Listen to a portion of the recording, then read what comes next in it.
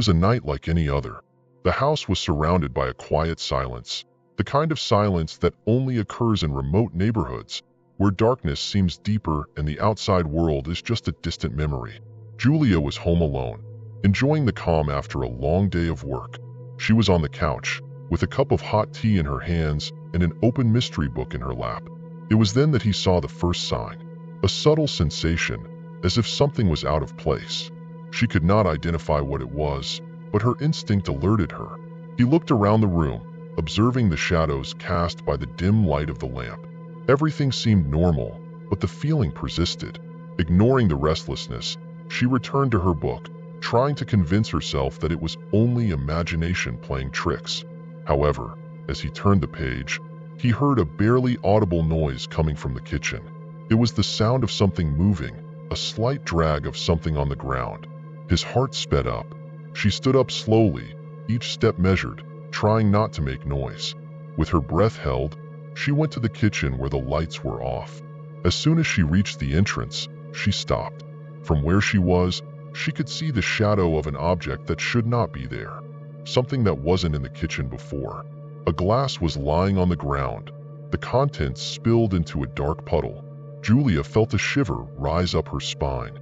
The glass was in the sink minutes before. Someone had moved it. She turned sharply, hearing a snap coming from the living room. The book she was reading was now on the floor, opened in a different page. She did not remember leaving it there. Panic started to take hold. Julia grabbed her cell phone, but hesitated to call the police. What if it was just your imagination? But what if it wasn't? The doubt corroded her. But before she could make a decision, the energy of the house fell, plunging everything into total darkness.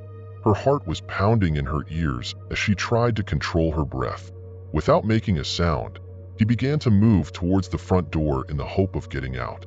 However, when he was a few steps from the door, he felt a slight air displacement behind him, as if someone were standing there, watching.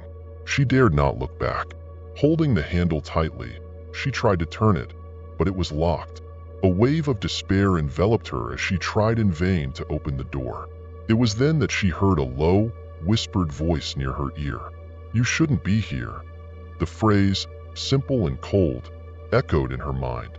Julia froze, unable to move or scream. The voice was not familiar, and the tone was threatening, almost cruel. She was locked in her own house with someone who should not be there, someone who watched her, who moved objects subtly, playing with her fears. Gathering all the courage she had, she finally turned around. The darkness was dense, but she could see a tall, immobile, indistinct silhouette standing in the corner of the room. There was not enough light to distinguish traces, but the eyes shone with an indescribable malice. Before he could react, the figure moved quickly, and what happened next was a blur of terror and pain.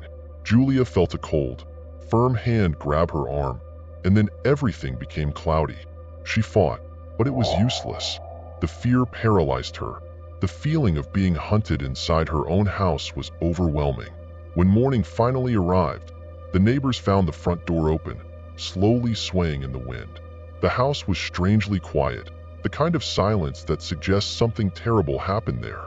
On the floor of the room, there were marks of struggle, furniture out of place, and the book that Julia was reading, stained with blood. She, however, was nowhere. No one knew what happened to Julia that night. His house was sealed, abandoned, and his story became one more of those mysteries that no one can explain. But in the quiet nights, some say that you can still hear soft steps inside the house, and a whispered voice echoing in the darkness. "You shouldn't be here."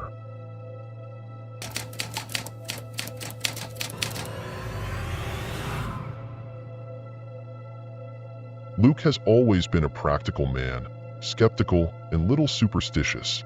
Working long hours as a programmer, he valued the routine and predictability of his life. His mornings always started the same way. An alarm at 7 a.m., a quick shower, and a cup of coffee before heading to the office. It was on a Tuesday morning that everything started. Lucas was in front of the bathroom mirror, brushing his teeth, when something unusual caught his attention. For a brief moment, he noticed a shadow passing through the back of the mirror, a subtle movement, almost imperceptible, but strange enough to make him stop. He looked closer, but saw nothing out of the ordinary. He thought it was just a set of lights, result of the sun coming through the window. In the following days, Luke continued to notice that shadow. She always appeared in the same mirror, always in the same place, but there was something disturbing. The shadow did not move in sync with its own movements. Sometimes, while he stooped down to pick up the hairbrush, the shadow stood upright. Other times, she seemed to move even before he did, as if she had her own will. At first, he tried to ignore it. He attributed the phenomenon to fatigue or stress from work. But the more he tried to push away, the more insistent the shadow became. It appeared more often and more clearly. Lucas began to notice details, such as the shape that the shadow took. It was not just an indistinct spot. There were contours that vaguely resembled a human figure, but distorted, elongated, as if caught between two realities. One night, after a long day, Lucas was shaving. The silence of the house was absolute, broken only by the sound of the blade scraping his skin.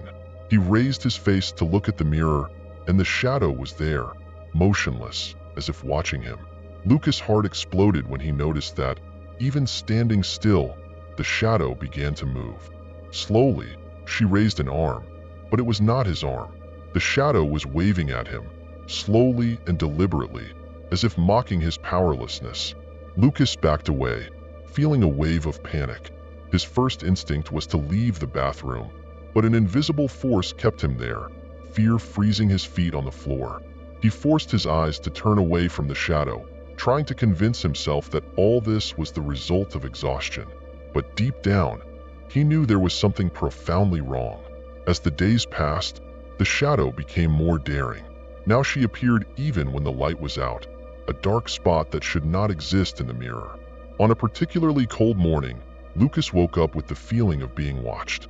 Reluctantly, he crawled to the bathroom, hesitating before lighting the light. When he did, the mirror revealed something that made him scream. The shadow was no longer behind him, but beside him in the glass. She did not move with him, but seemed to approach each time he blinked. And worst of all, Lucas noticed that the reflection of his own face was slightly distorted, as if the shadow was starting to merge with his image. He tried to run away, but it was as if the mirror itself was attracting him, holding his attention. At work, Lucas became increasingly distracted, paranoid. He avoided mirrors and reflections at all costs, but the feeling of being followed, of being constantly watched, did not leave him. His colleagues began to notice the changes: deep eyes, a badly groomed beard, and a constant restlessness that he could not hide. One night, exhausted and desperate, Lucas decided to face the mirror. He went into the bathroom and, instead of running away, stood in front of him. He faced the shadow with determination, trying to ignore the cold that ran through his spine. Gradually, the shadow began to define itself. There was a face there, a face that wasn't his, but somehow looked vaguely familiar, as if he was looking at a distorted version of himself. "Who are you?" he whispered, not expecting an answer. But the shadow answered. The mirror seemed to vibrate as the figure inside it began moving independently, advancing toward the surface, as if trying to break through the barrier between the two worlds. Lucas took a step back, but it was too late. The figure in the mirror, now almost fully defined, reached out his hand, and Lucas felt a cold touch on his shoulder, a real touch.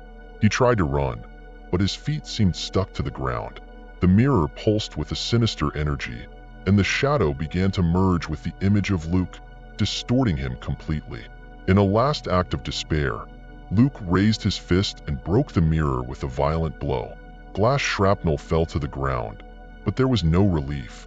In the reflection of the shards, the shadow was in all of them, fragmented but still there, watching it from every angle. Lucas fell to his knees, the sound of his breath gasping filling the toilet. He knew there was no escape. The shadow was coming out, and there was nothing he could do to stop it. The next morning, when his colleagues noticed his absence, they went to his house. The bathroom door was locked. When they managed to open it, they found only silence. The mirror was broken, and Lucas had disappeared.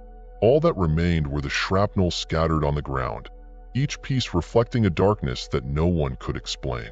They say that once in a while, if you get close enough to those shards and look closely, you can see the shadow of Lucas still stuck there, waiting for the right moment to be completely free.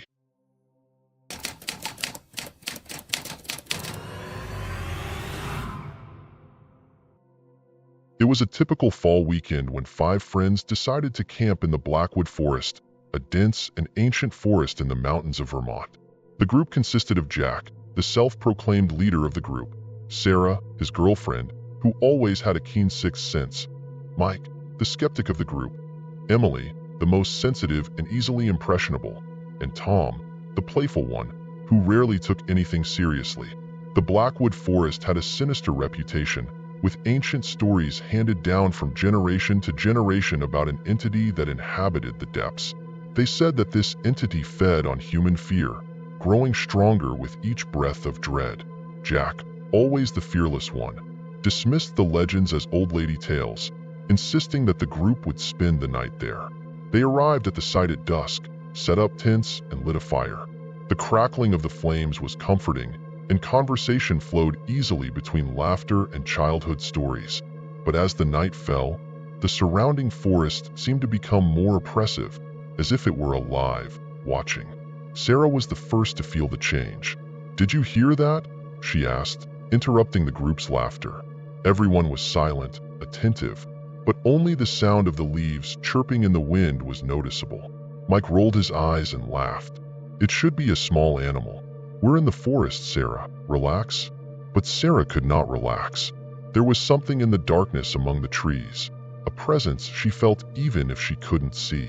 As the night went on, the wind began to blow more strongly, and the sound of the leaves became more intense, almost like whispers. Emily, who was trying to ignore her growing discomfort, shrunk closer to the fire. Suddenly, Tom, who had gone away from the group to fetch more firewood, came running back, pale in his face. "I saw something," he said, his voice trembling.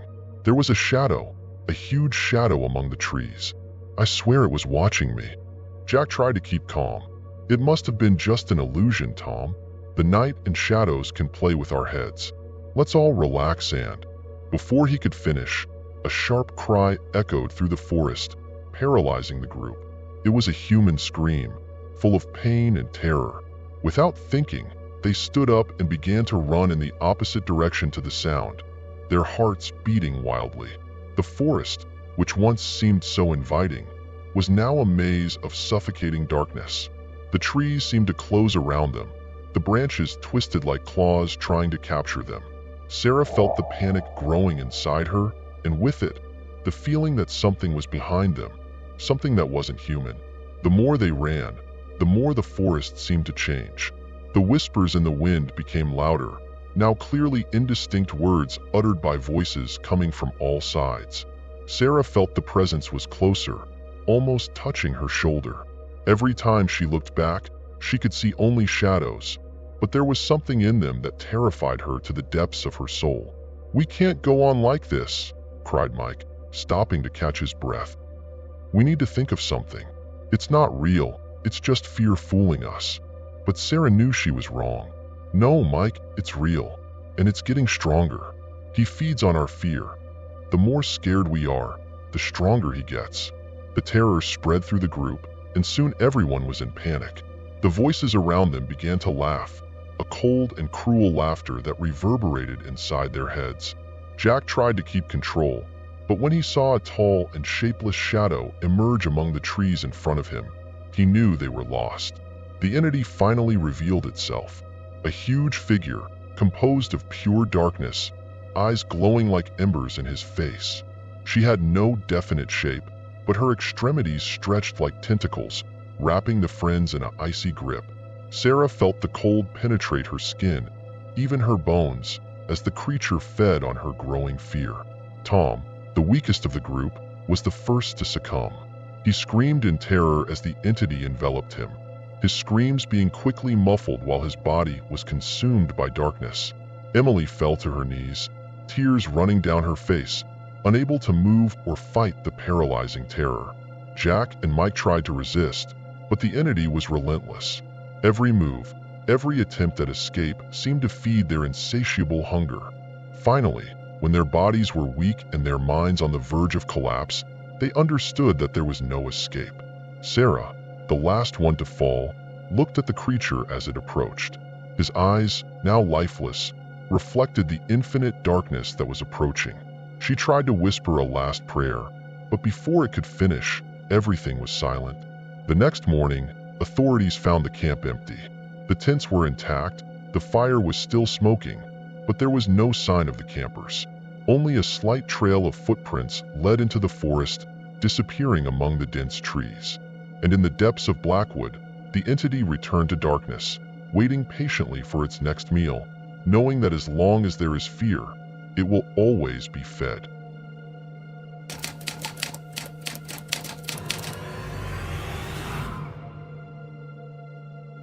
Jake Williams had been driving for hours on the deserted road that cut through the interior of the state of Wyoming. The torrential rain fell without stopping, turning the asphalt into a river of bright puddles under the light of the headlights. The tiredness began to weigh in his eyes, and the idea of continuing to drive through the night seemed increasingly unbearable. He knew he needed to find a place to rest.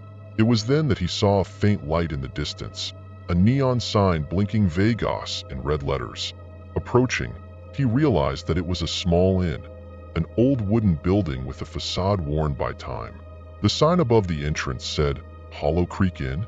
Jake hesitated for a moment, but the idea of a warm bed attracted him irresistibly. He parked the car, took his backpack, and went into the reception. The bell over the door tinkled, but the lobby was empty and poorly lit, with a decoration that seemed to have stopped in time decades ago. The air was heavy, with a peculiar smell of mold mixed with something sweeter, almost cloying. Jake approached the counter and rang the service bell.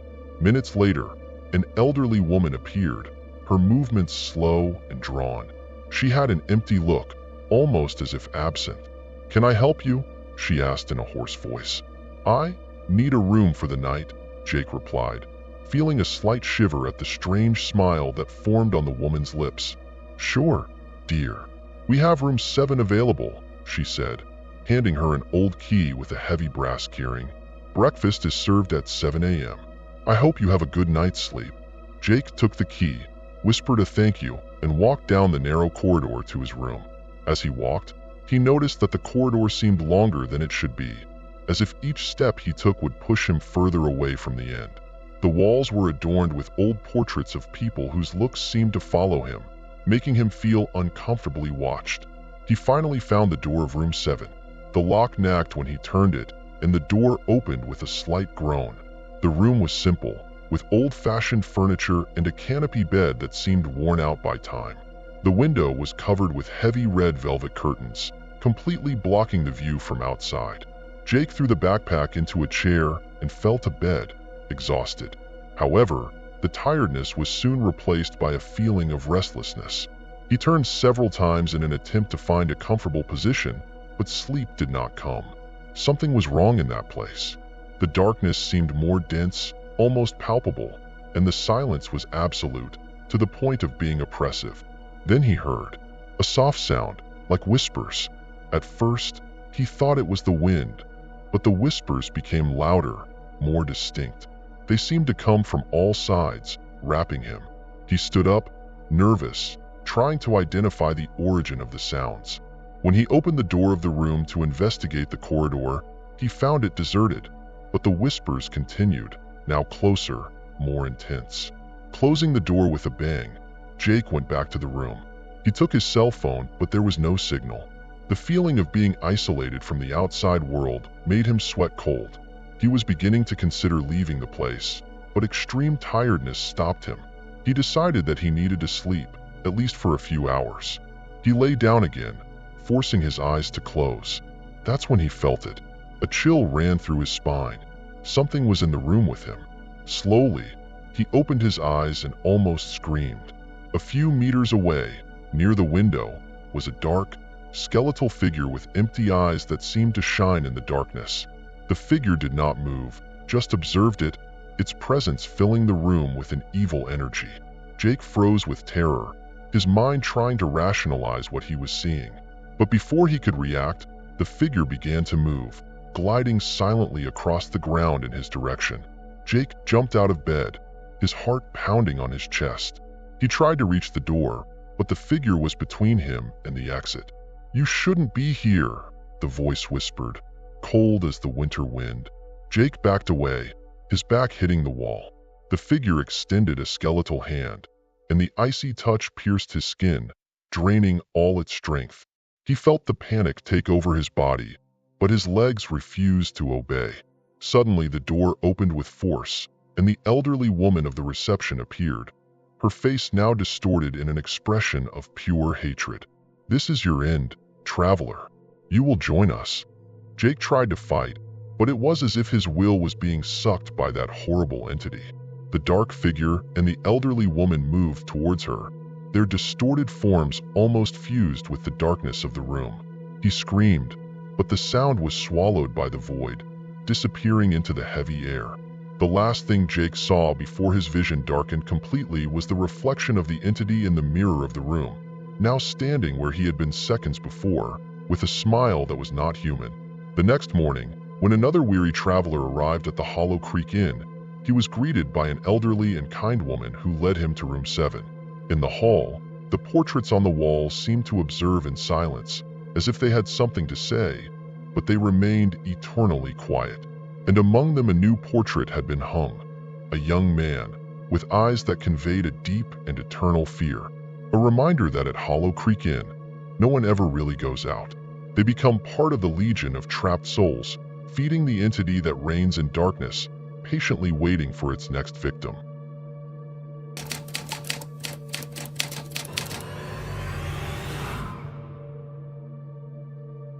Sarah Thompson lived in Cedar Creek 5 years ago.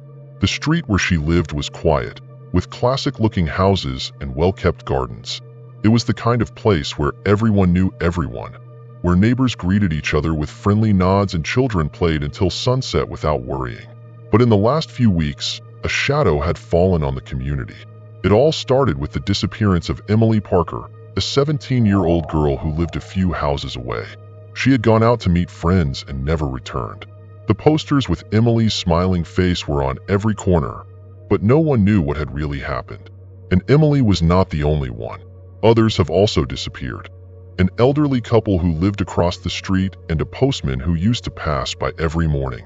The police were involved, but the clues were scarce, and fear began to spread.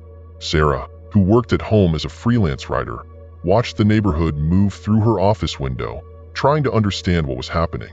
It was then that she noticed something strange. The new neighbor who had moved into the house next door just a few weeks ago looked different. He was a middle-aged man, tall and thin, with an expression always serious. His name was Martin Reed, and unlike the other neighbors, he never mixed, never talked, never participated in community events. Martin always left home at dusk, returning only in the early hours of the morning. Sarah began to observe more closely, mentally recording each movement. There was something sinister about Martin, something she could not explain, and it was then that she began to notice the coincidences. Every time someone disappeared, Martin was more active than usual, leaving home with suitcases or large black bags, always at unusual times. One night, Sarah decided she needed answers. Curiosity, mixed with a sense of obligation, drove her to investigate more closely. She waited until Martin left the house, and with trembling hands, took a lantern and went to the neighbor's yard. The fence separating the properties was low, and Sarah easily climbed it. When he reached Martin's yard, he felt the air getting colder, a cold breeze that made his skin shiver. Everything was quiet, except for the sound of leaves chirping in the wind. She approached the house, trying not to make noise, and then she saw a window in the basement was ajar. Cautiously, she bent down and peered inside. The light of the lantern revealed something that made his heart stop for a moment. There were blood stains on the floor. Near the window, old and rusty tools were scattered, and Sarah realized with horror that one of the black suitcases was there, half open, revealing a red-stained cloth. Sarah backed away, panting, feeling the adrenaline take over her body. She needed to get out of there, warn the police, do something. But when he turned to go back home, he heard a noise behind him. Looking for something, neighbor? Martin's cold, calculating voice made his blood cold. He stood there, only a few feet away, with a cruel smile on his lips. Sarah tried to run, but Martin was faster. He grabbed her by the arm, his strength surprisingly overwhelming. Curiosity is a dangerous thing, Sarah, he muttered as he dragged her toward the house. Sarah fought, cried out, but the surrounding houses were far away, and no one seemed to hear. Martin pushed her into the basement, locking the door behind them. The air inside was heavy, loaded with a metallic odor that Sarah instantly recognized. She tried to get up, but Martin was on top of her, holding her with ease. I like curious people, he said, his eyes shining with sadistic pleasure. They make the game more fun. Sarah tried to beg, but the words stuck in her throat. The dim light in the basement revealed horrible details. Blood stains on the walls, rusted surgical instruments on a table, and, most horribly of all, the remains of those who had disappeared, neatly laid out in a corner, like macabre trophies. You wanted to know what happened to them, didn't you? Martin continued, picking up a long, sharp knife from a shelf. Now you'll find out. Personally, absolute dread took hold of Sarah. She knew she was in a fight for life, but the odds were against her. Using the last drop of strength she possessed, she grabbed a piece of wood from the ground and hit Martin's head with all her might. He staggered, stunned, and Sarah took the opportunity to run towards the ladder. She climbed the steps stumbling, hearing the heavy footsteps of Martin behind her. When she reached the cellar door, the key was locked, but panic gave her the strength to break it. Sarah ran out, screaming for help, but the neighborhood looked like a quiet cemetery. It was when she heard the engine of a car. Martin was behind her, advancing towards her with the vehicle. She ran to the middle of the street, trying to signal, but the car sped up, the headlights blinding her. At the last moment, she jumped to the side, rolling down the sidewalk. The car passed her, turning sharply to make a new run. Sarah knew she didn't have much time. She ran, faster than ever before in her life, towards a neighbor's house, furiously knocking on the door. The lights went on, and a stunned man appeared. Help me! He'll kill me! Sarah screamed, desperate. Before the neighbor could react, Martin appeared, his knife shining in the moonlight. But this time, Sarah was not alone. The neighbor, seeing the despair in his eyes, ran to help, followed by others who finally woke up to the noise. Martin, realizing he was outnumbered, fled into the darkness. The police were called, and the search for Martin began. But he had disappeared, leaving behind only the trail of terror that he had created. Sarah was never the same. She knew that even if Martin had disappeared, he was still out there, waiting, planning.